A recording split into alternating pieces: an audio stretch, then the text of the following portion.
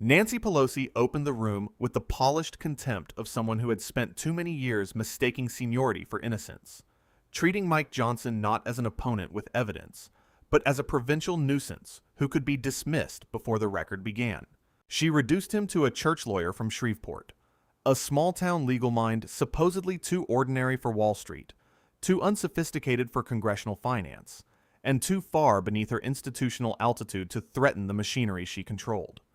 The insult was not harmless, because Pelosi was doing what Washington elites do when hierarchy replaces argument: mock the outsider, flatter the room, and remind everyone who is expected to speak with authority. The gallery caught the signal, the press row recognized the performance, and Marcus behind her settled into the confidence of a staffer watching a rehearsed line land exactly as planned.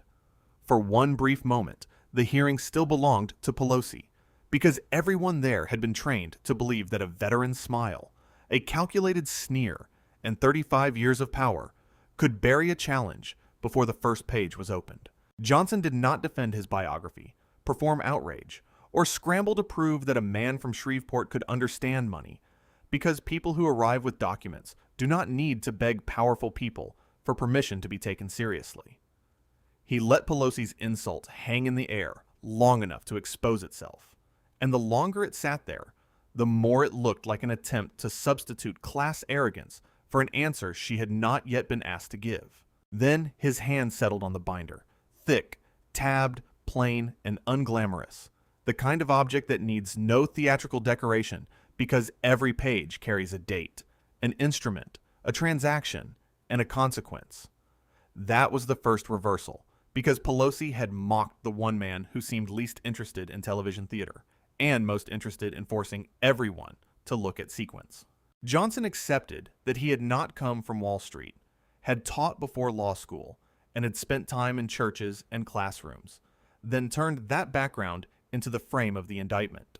A teacher understands that the answer after the test matters less than the work shown before anyone knew the paper would be graded, and Johnson used that logic to strip away the prestige surrounding congressional trading. The first entry was placed on the record without shouting. June 17th, 2021. NVIDIA call options valued between $1 million and $5 million. Purchased by Paul Pelosi, followed 16 days later by movement toward the Senate floor of the CHIPS and Science Act with $52 billion in semiconductor subsidies. Suddenly, Pelosi's opening joke looked less like wit and more like a wealthy insider ridiculing the man holding the answer key, because the issue was whether legislative timing and private positioning kept appearing beside each other too neatly. One coincidence can be polished, two can be explained, and three can be buried under process. But a binder containing 47 entries begins to look less like luck and more like architecture built around the gap between what insiders can see and when the public can act. Pelosi's face remained controlled, but in a room trained to read hesitation and damage control, her composure no longer looked effortless. It looked like calculation under pressure.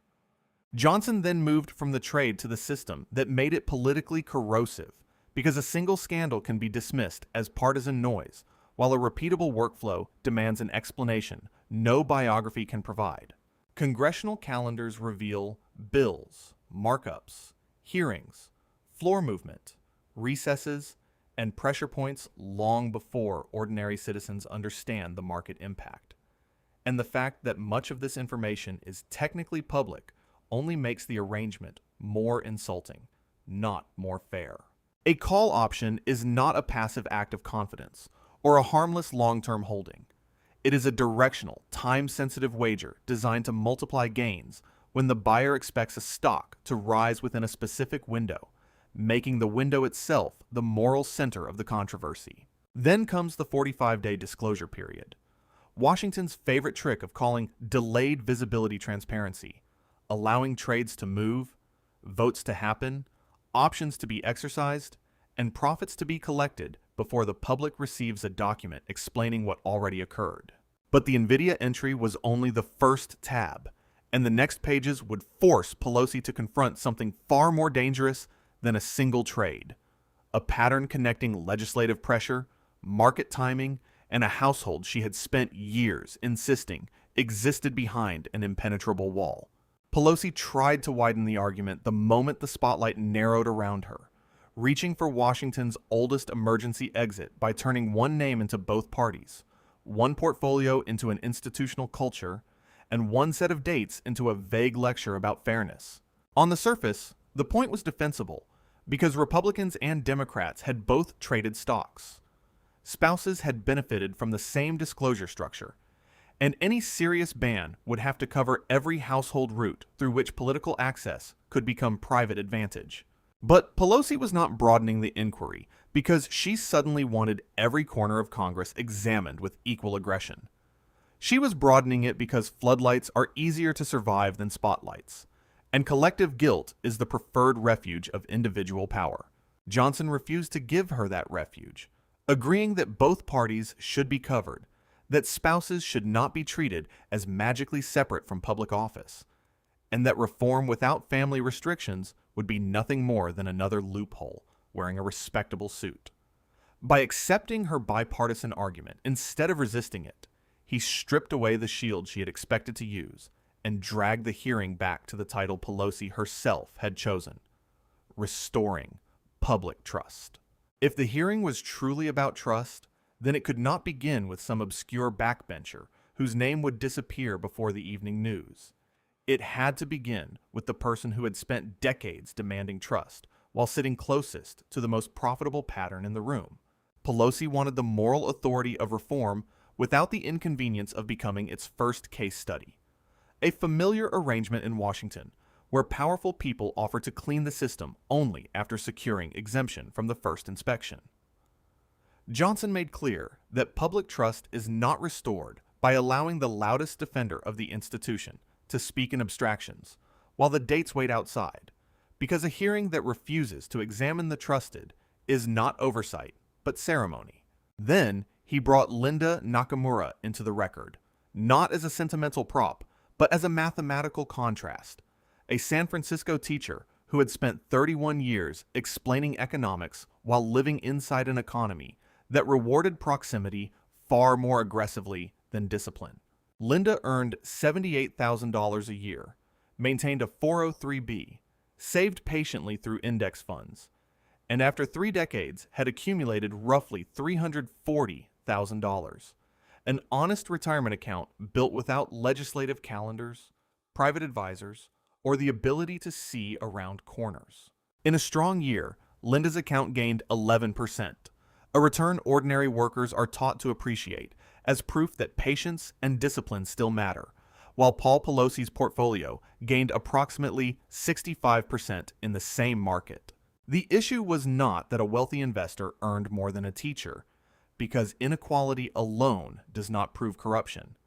The issue was how repeatedly one portfolio appeared beside legislative movement, while the other was left to absorb the market only after events became public. Linda and Paul Pelosi were technically participating in the same financial system, in the same way a passenger and a pilot are technically traveling on the same plane, except one experiences turbulence after it begins, while the other sees the instruments before the cabin feels anything. One of Linda's students had asked whether trading before legislation moved was simply insider trading with extra steps, and the question was devastating because its clarity exposed how much professional language Washington had spent years manufacturing to avoid a direct answer.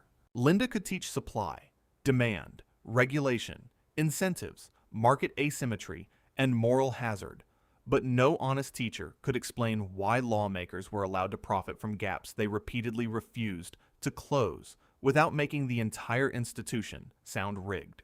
Johnson returned to the binder and moved from NVIDIA to Alphabet, where call options appeared while Congress publicly performed outrage over antitrust pressure against the largest technology companies. A normal citizen hears antitrust scrutiny and assumes risk, but a timed call option placed amid that pressure can carry a different confidence. Confidence that the hearing will remain theater, the threats will remain language, and the company will emerge strong enough for the wager to pay. Then came Visa, a major position held while legislation involving interchange fees hovered before Congress, turning the investment into a test of whether lawmakers would actually threaten the company's revenue, or merely scold it for cameras and allow the pressure to dissolve. When the legislation stalled and the position gained value, the dates again aligned not with the public performance of reform, but with the private expectation that reform would lose momentum before reaching the machinery that mattered. NVIDIA returned because repetition mattered when the instrument was leveraged. Call options placed before a semiconductor subsidy package moved, reinforcing the same sequence: positioning first, legislative event second, delayed disclosure last. Johnson did not need to read all 47 entries, because by then the pattern had begun to explain itself, with different companies, different dates, and different policy pressures producing the same disturbing order. The two-column sheet was almost offensively simple: trade date on one side, legislative event on the other, removing rhetoric, seniority, party loyalty, and biography from an argument that no longer needed any of them. Pelosi did not dismantle the NVIDIA timing, did not explain the visa position, and did not separate the alphabet options from the surrounding legislative pressure with a factual answer strong enough to survive the chart. She reached toward her water, brought it close, and set it down without drinking. A tiny movement that mattered because her hands needed something to do while her mouth avoided the exact entries now controlling the room. But the public filings were still only the outer shell, because Johnson had placed a thinner folder beside the binder, and inside it were the scheduling and advisory records capable of turning a suspicious pattern into something Pelosi could no longer dismiss as mere coincidence. The thin folder changed the hearing, because public filings could still be defended as lawful disclosures. But scheduling notes and advisory records threatened to reveal the connective tissue between congressional access and private financial positioning. Johnson did not accuse Nancy Pelosi of whispering stock tips across a dinner table, because that crude version would have been easy to deny and even easier for her allies to ridicule as partisan fantasy. Instead, he treated Pelosi's repeated claim that she never discussed legislative business with Paul Pelosi as a serious statement and asked the more damaging question: if direct conversations never happened, why did the same timing pattern continue appearing with such discipline? Washington does not require a politician to say an incriminating sentence when calendars, assistants, advisors, briefing notes, standing instructions, and household relationships can move information without anyone using words that sound criminal. The strength of the system is that every piece looks ordinary by itself, and its weakness is that the ordinary pieces become deeply suspicious when someone finally places them on the same table. The scheduling memo was not a television-style smoking gun ordering anyone to buy stock before a bill moved, and that absence made it more politically dangerous rather than less. It looked administrative, routine, and harmless. The kind of paper powerful offices depend on precisely because routine language rarely attracts the attention that dramatic language invites. Yet the memo cross-referenced legislative movement with Pelosi's personal schedule and flagged a dinner involving Paul Pelosi, forcing the room to confront why those two categories had been placed beside each other at all. What was being coordinated, anticipated, protected, or avoided when congressional timing and a private household schedule were treated as related information inside the same administrative process? Pelosi could insist that no direct discussion occurred, but Johnson was exposing a structure in which direct discussion may have been unnecessary because the information could travel through cleaner, quieter, and more defensible channels. The financial advisory memo sharpened the problem by recommending increased exposure to payment networks before committee activity resumed after recess. Language that carried the unmistakable rhythm of Congress rather than the random instincts of an ordinary retail investor. The phrase "after recess" mattered because it reflected attention to legislative timing, not merely market fundamentals, company performance, or broad economic news available equally to every citizen. An advisor watching committee schedules could transform political proximity into financial advantage, while every individual involved retained a narrow sentence they could repeat under oath without admitting coordination. That was the arrangement Johnson was describing. Not a secret tunnel between the Congressional office and the Pelosi portfolio, but a window covered by a curtain thin enough to preserve plausible deniability while still allowing the weather to be read. Calendar, advisor, spouse, disclosure, reform, and trust all sounded respectable separately, but placed in the correct order, they began to sound like polite aliases for a system designed to protect itself. Pelosi answered with the careful emptiness of someone who understood that every unnecessary word could make the folder more dangerous, calling the characterizations speculative and emphasizing that no regulator had formally found wrongdoing. She warned against confusing schedule information with insider knowledge, a technically polished distinction that avoided the central issue of whether anyone with real authority had ever tested the pattern aggressively enough to reach a meaningful conclusion. Johnson's reply cut through that fog with classroom logic. An ungraded test is not a passing grade, because the absence of a finding proves very little when the institution responsible for investigating has barely opened the paper. No finding matters only after records are demanded. Explanations are compared, advisors are questioned, and the public claims are tested against the full timeline, rather than accepted as ceremonial reassurance. Pelosi's defense depended on treating lack of prosecution as evidence of innocence, while Johnson kept forcing the room to notice how conveniently the system had avoided examination. Then, Johnson turned Pelosi's own language against her. Not by distorting it, but by applying it with the same severity she had demanded when the target sat across the aisle. No one is above the law.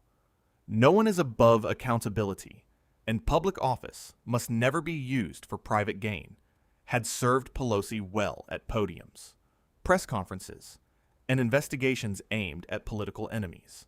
Beside Apple options, Tesla, CrowdStrike, Alphabet, Nvidia, Visa, and a portfolio gain measured in millions. Those statements stopped functioning as moral principles and became exhibits in a case about selective standards. Johnson remained calm because shouting would have allowed Pelosi to hide behind accusations of hostility, while a controlled comparison between public language and private records left her with nowhere theatrical to escape. A loud attack could be dismissed as partisan anger, but a quiet table of dates forced the audience to decide whether Pelosi's favorite rules were universal principles or weapons reserved for other people. Linda Nakamura returned to the center of the argument because her students had performed the comparison that regulators and ethics officials had repeatedly avoided.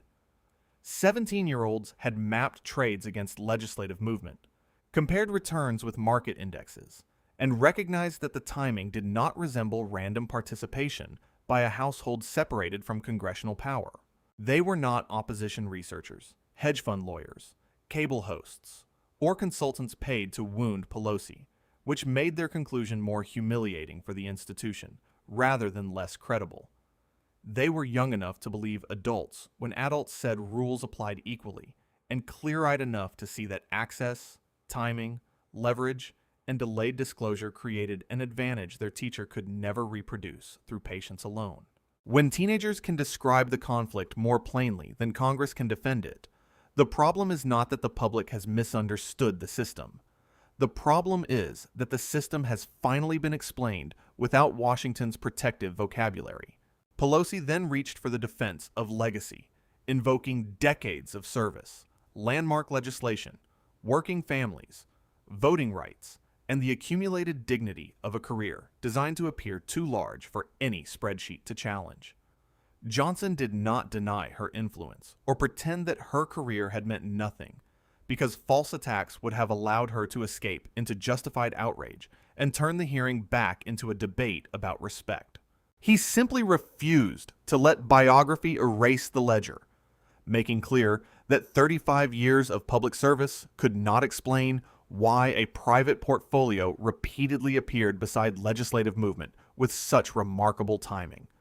The room began to understand that Pelosi's composure had shifted from command to containment, while the binder remained closed in front of Johnson like a verdict waiting for the final page. But the most revealing moment had not yet come, because when Pelosi finally turned toward the staffer assigned to protect her, the chair beside her was already empty.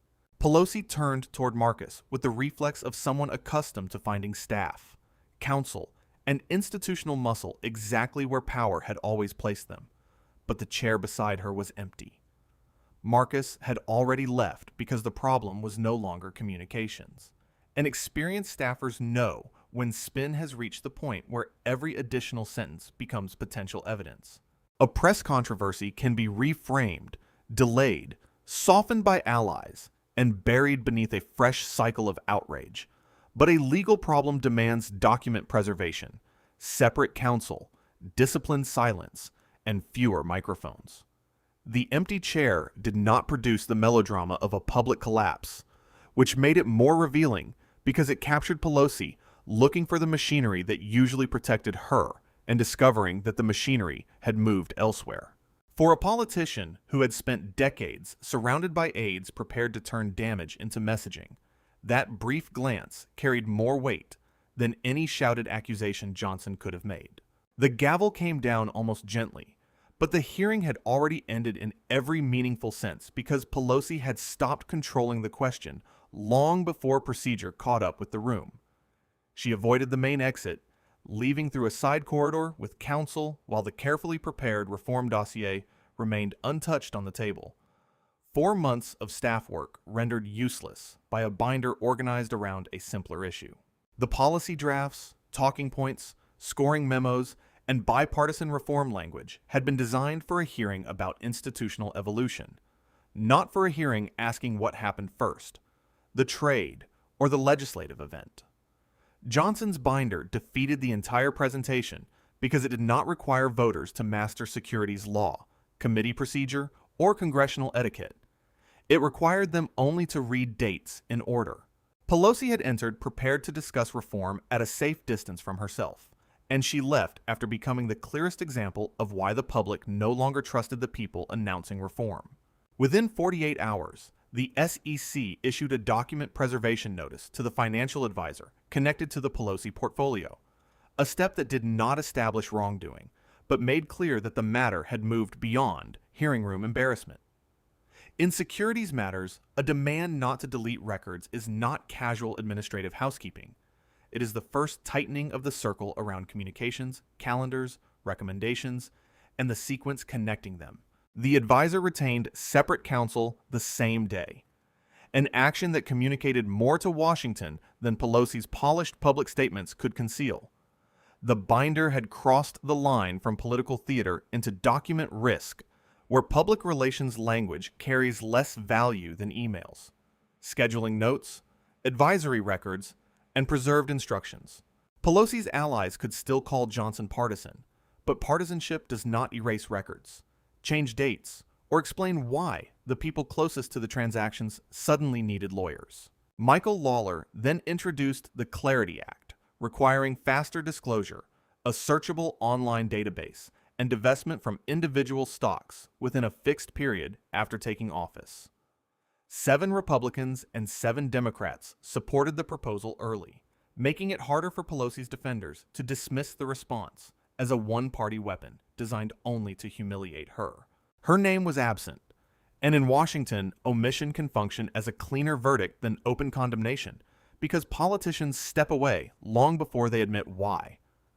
The reform effort moved without the woman who had tried to claim the reform stage, exposing the difference between leading accountability and arriving only after public anger makes resistance dangerous. Pelosi had wanted to chair the moral ceremony, but the record had made her the reason the ceremony was necessary. The Wall Street Journal examined the shared advisory arrangement and widened the focus to other members, using the same 2-column logic that had made Johnson's presentation so effective. Trade dates appeared beside legislative events, and the story no longer required theatrical captions because the timing itself carried the accusation. Polling in Pelosi's district did not show immediate political collapse, but strong approval weakened. which was the more meaningful injury in a safe seat because pride was being replaced by reluctant tolerance. Voters did not suddenly forget her career, but biography was no longer enough to prevent them from seeing the conflict between public service and private financial advantage. Once citizens understand the pattern, they may debate its legality, but they cannot be ordered to stop recognizing its unfairness.